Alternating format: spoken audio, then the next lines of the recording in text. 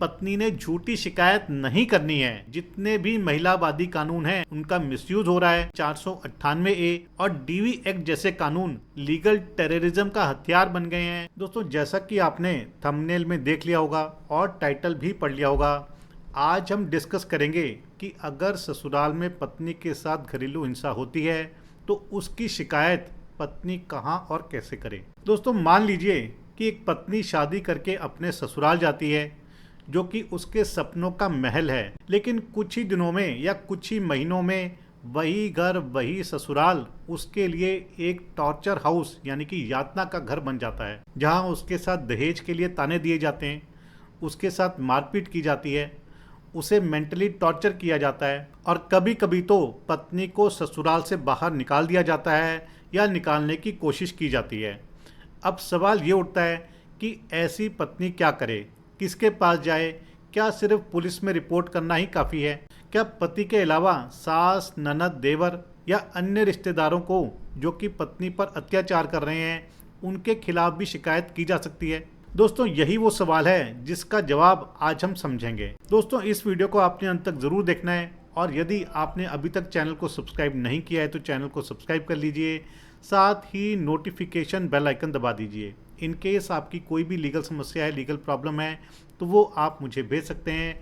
यदि आप अर्जेंटली मुझसे बात करना चाहते हैं, अपने मैटर को डिस्कस करना चाहते हैं, तो आप कॉल मी फॉर एप्लीकेशन का इस्तेमाल कर सकते हैं या ईमेल से भी मुझसे 1-to-1 सेशन की अपॉइंटमेंट ले सकते हैं। दोस्तों, कुछ भी डिस्कस करने से पहले हमें समझना होगा कि घरेलू हिंसा यानी कि डोमेस्टिक वायलेंस आखिर में है क्या।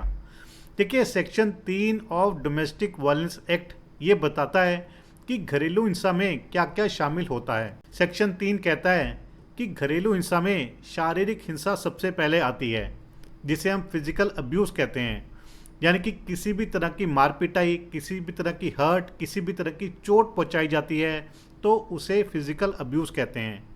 इसके अलावा मानसिक प्रताड़ना, जिसे हम मेंटल क्रूएल्टी कहते हैं, ये भी शामिल है। इसमें गाली गलौज, टॉन्ट या अपमान करना, ये सभी चीज़ें आती हैं। इसके अलावा इमोशनल अब्यूज़ भी आता है, जहां पर किसी को इमोशनली ब्लैकमेल किया जाता है, किसी की भावनाओं के साथ खेला जाता है। साथ ही यौन उत्पीड़ना यानी कि सेक्सुअल अब्यूज़ भी शामिल है। अगर ससुराल में पत्नी के साथ सेक्सुअल अब्यूज़ किया जाता है तो ये डोमेस्टिक वायलेंस यानी कि घरेलू हिंसा में शामिल है। इसके अलावा आर्थिक शोषण यानी कि पत्नी के साथ इकोनॉमिक अब्यूज़, पत्नी को सही तरीके से मेंटेन नहीं करना, उसकी देखभाल नहीं करना, उसे भरण पोषण नहीं देना, ये सभी चीज़ें इकोनॉमिक अब्यूज़ में आता है। इसके अलावा पत्नी को किसी भी तरह की धमकी देना या पत्नी को कंट्रोल करने की कोशिश करना, ये सभी चीज़ें घरेलू हिंसा यानी कि डोमेस्टिक वायलेंस में आती हैं। इसे एक एग्जाम्पल से समझते हैं कि अगर ससुराल में पति रोज़ रोज़ पत्नी को गाली देता है या पत्नी की सैलरी छीन लेता है, पत्नी को घर चलाने के लिए किसी भी तरह की कोई आर्थिक सहायता नहीं देता है, कोई भरण पोषण नहीं देता है या पत्नी को किसी से मिलने जुलने नहीं देता है, तो ये सभी घरेलू हिंसा है, पत्नी के ऊपर डोमेस्टिक वायलेंस है। लेकिन क्या ऐसे में चुप रहना समाधान है?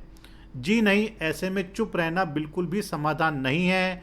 चुप रहने से समस्या और बड़ी हो जाएगी और जो अत्याचार कर रहे हैं उनको और ज़्यादा शय मिलेगी। दोस्तों, अब जानते हैं कि अगर पत्नी के साथ ससुराल में डोमेस्टिक वायलेंस हो रहा है, घरेलू हिंसा हो रही है, तो ऐसे में पत्नी के पास क्या क्या अधिकार हैं, उसके पास क्या क्या विकल्प हैं शिकायत दर्ज कराने के। देखिए, पत्नी के पास पहला विकल्प है कि वो पुलिस में FIR दर्ज करा सकती है और ये FIR जैसे कि हम सभी जानते हैं सेक्शन 498A के तहत दर्ज हो सकती है। इसके साथ ही अगर पत्नी के साथ मारपीट की जाती है तो पत्नी धारा 323, 324 को शामिल कर सकती है। अगर पत्नी को डराया धमकाया जाता है तो पत्नी 506 धारा का इस्तेमाल कर सकती है।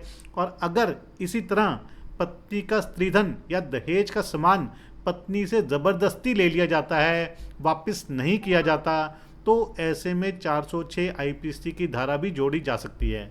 दोस्तों, FIR दर्ज करने के लिए पत्नी को अपने नज़दीकी थाने जाकर के अपनी कंप्लेंट थाने में देनी है।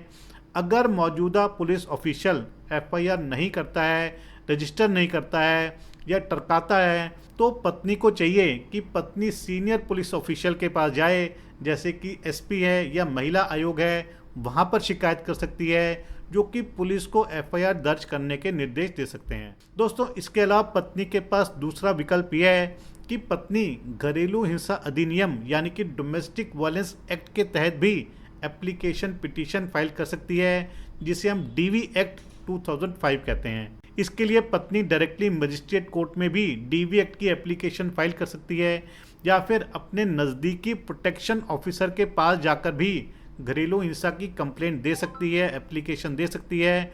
और दोस्तों, प्रोटेक्शन ऑफिसर के पास जाने के लिए ज़रूरी नहीं है कि वो किसी वकील को भी एंगेज करे।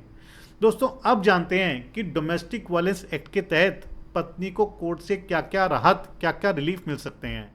दोस्तों, सबसे पहला रिलीफ जो कि पत्नी को मिल सकता है वो है प्रोटेक्शन ऑर्डर, यानी कि मारपीट से सुरक्षा।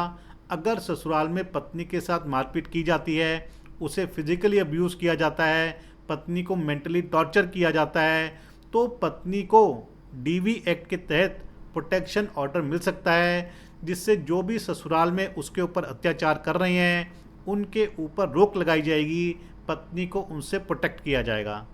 ऐसे में कोर्ट अक्यूज्ड पर्सन को डायरेक्शन दे सकती है कि वो पत्नी से बात ना करे, पत्नी से मिले नहीं, या पत्नी जहाँ पर रहती है उस पर्टिकुलर प्लेस के अंदर ना जाएं, पत्नी को कांटेक्ट करने की कोशिश ना करें। इस तरह के ऑर्डर यानी कि प्रोटेक्शन ऑर्डर कोर्ट दे सकती है। दोस्तों, दूसरा रिलीफ जो पत्नी को मिल सकता है वो है रेजिडेंस ऑर्डर, यानी कि ससुराल में रहने का अधिकार।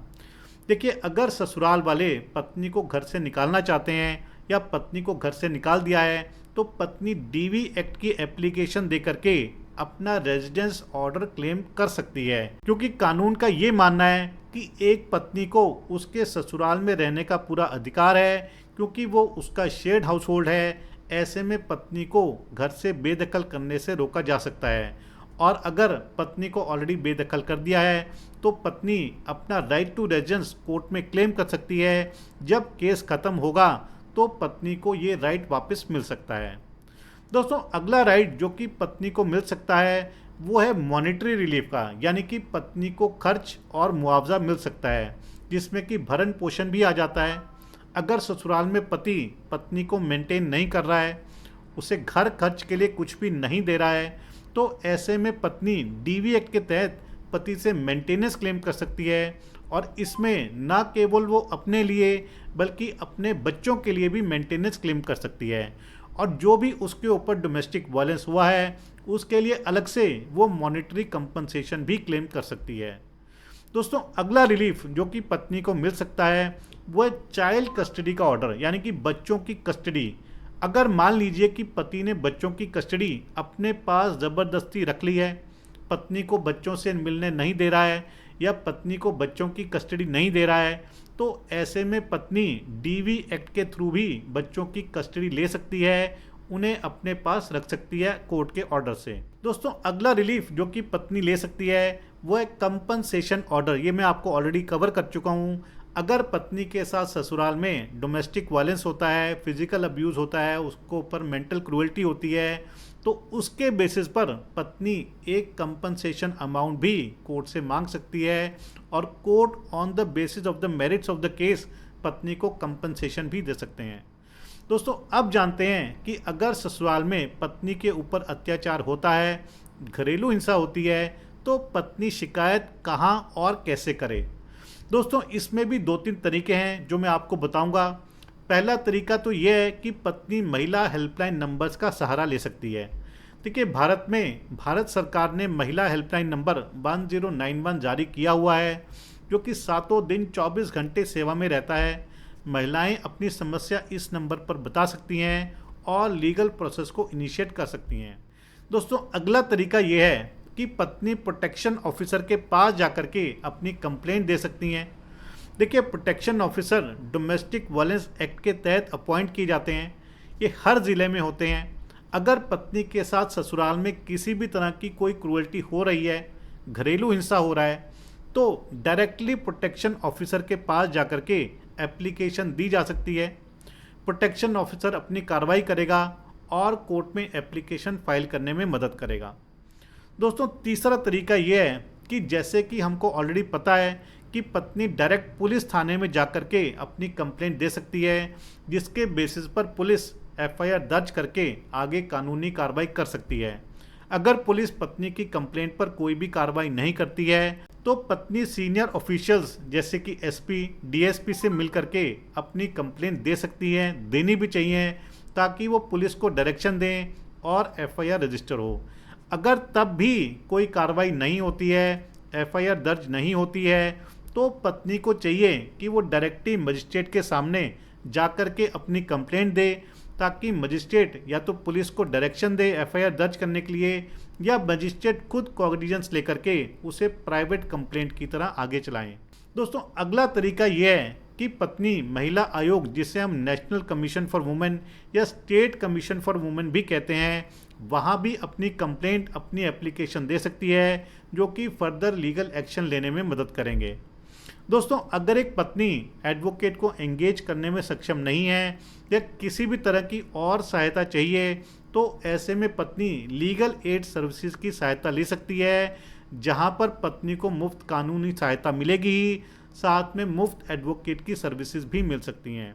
दोस्तों, अब आते हैं कि अगर पत्नी ने कंप्लेंट लिखनी है, शिकायत लिखनी है, तो उस शिकायत को कैसे लिखे, उसमें किन किन बातों को शामिल करे। देखिए, जो भी कंप्लेंट पत्नी लिख रही है उसमें सबसे पहले तो पत्नी ने अपना नाम लिखना है, अपना एड्रेस लिखना है, अपनी उम्र का जिक्र करना है, साथ ही वो किन किन के खिलाफ केस चलाना चाहती हैं उनका नाम लिखना है, उनके एड्रेसेस लिखने हैं, उनसे उनका क्या रिश्ता है ये लिखना है। इसके अलावा जो भी पत्नी के ऊपर अत्याचार हुए हैं, घरेलू हिंसा हुई है, उसका पूरा का पूरा विवरण पत्नी ने अपनी कंप्लेंट में देना है। जैसे कि जो भी स्पेसिफिक इंसिडेंट्स हैं उसे लिखना है, इंसिडेंट्स किस तारीख को हुए, किस महीने में हुए, कौन कौन था, किस रीज़न से हुए, किस तरह मारपीट की गई, किस तरह से मेंटल टॉर्चर किया गया, यानी कि जो भी इंसिडेंट्स हैं उन्हें डिटेल में मेंशन करना बहुत ही ज़रूरी है। और इसके बाद लास्ट में जो भी राहत, जो भी डायरेक्शंस पत्नी सीख कर रही है वो उसने लिखना है। जैसे कि अगर उसको प्रोटेक्शन चाहिए या उसको मेंटेनेंस चाहिए, कंपनसेशन चाहिए, तो ये सभी चीज़ें पत्नी को अपनी कंप्लेंट में एंड में लिखनी होंगी, क्योंकि ये उसका रिलीफ है जो कि वो अपनी कंप्लेंट के थ्रू चाहती है। दोस्तों, याद रहे, पत्नी कंप्लेंट तो लिख रही है, लेकिन उसे कंप्लेंट के साथ साथ अपने पक्ष के गवाह और सबूत भी इकट्ठे करने होंगे। जैसे कि मेडिकल कोई रिपोर्ट्स हैं, कोई रिकॉर्डिंग्स हैं, कोई व्हाट्सएप चैट्स हैं, या कोई पड़ोसी है जिसने कि अत्याचार होते हुए देखा है, जो इन चीज़ों का गवाह है, विटनेस है। तो इन चीज़ों को भी पत्नी ने साइड बाय साइड में अपना प्रोक्योर करते रहना है। दोस्तों, अब जानते हैं कि पत्नी की कंप्लेंट के बेसिस पर कोर्ट का क्या प्रोसेस होगा। देखिए, जब भी पत्नी कंप्लेंट करेगी कोर्ट में, उसके बाद कार्रवाई शुरू होगी। पहले तो दूसरी पार्टी को समन जाएंगे, और अगर डीवी का केस है तो ऐसे में आम तौर पर पत्नी को फौरी तौर पर अगर कोई राहत चाहिए तो मजिस्ट्रेट कोर्ट डीवी एक्ट में इंटरिम ऑर्डर भी पास कर सकते हैं। सम्मन प्राप्त करने पर जब दूसरी पार्टी आएगी, उसके बाद वो अपना स्टैंड रखेंगे, और उसके बाद अगर कोई इंटरिम एप्लीकेशन है तो उसे डिसाइड किया जाएगा, और उसे डिसाइड करने के बाद दोनों पार्टीज अपना अपना एविडेंस लीड करेंगी, और एविडेंस लीड करने के बाद आखिरी में बहस होगी, जिसे हम फाइनल कंसिडरेशन, फाइनल आर्गुमेंट्स कहते हैं, और उसके बाद कोर्ट अपना फैसला सुनाएगी। दोस्तों, इसमें आप तकरीबन मान के चलिए कि 1 साल से लेकर के 2 साल तक का समय लग सकता है। दोस्तों, यहाँ पर यह भी ध्यान रखना ज़रूरी है कि पत्नी ने झूठी शिकायत नहीं करनी है, क्योंकि आज के समय में जितने भी महिलावादी कानून हैं उनका मिसयूज़ हो रहा है। कोर्ट को भी पता है कि 498A और डीवी एक्ट जैसे कानून लीगल टेररिज्म का हथियार बन गए हैं, जिसका इस्तेमाल करके पत्नी पति और ससुराल वालों को हरास करती है, बदले की भावना से इस्तेमाल करती है। ऐसे में पत्नी को झूठे केस, झूठी शिकायत दर्ज करने से बचना होगा। ऑनरेबल सुप्रीम कोर्ट ने भी कई केसेस में पत्नी को लड़ताड़ा है, उसके ऊपर डांट लगाई है, फटकार लगाई है, और बहुत रेयर केसेस में पत्नी के ऊपर फाइन भी लगाया है। इसलिए शिकायत हमेशा सच्ची होनी चाहिए, स्पष्ट होनी चाहिए, और एविडेंस के साथ होनी चाहिए। तो दोस्तों, आशा करता हूं कि आपको वीडियो पसंद आया होगा। यदि वीडियो पसंद आया तो वीडियो को लाइक और शेयर जरूर कीजिएगा। चैनल को सब्सक्राइब करना मत भूलिएगा। अगली बारी मिलेंगे नए वीडियो में नए टॉपिक के साथ। तब तक के लिए धन्यवाद। जय हिंद।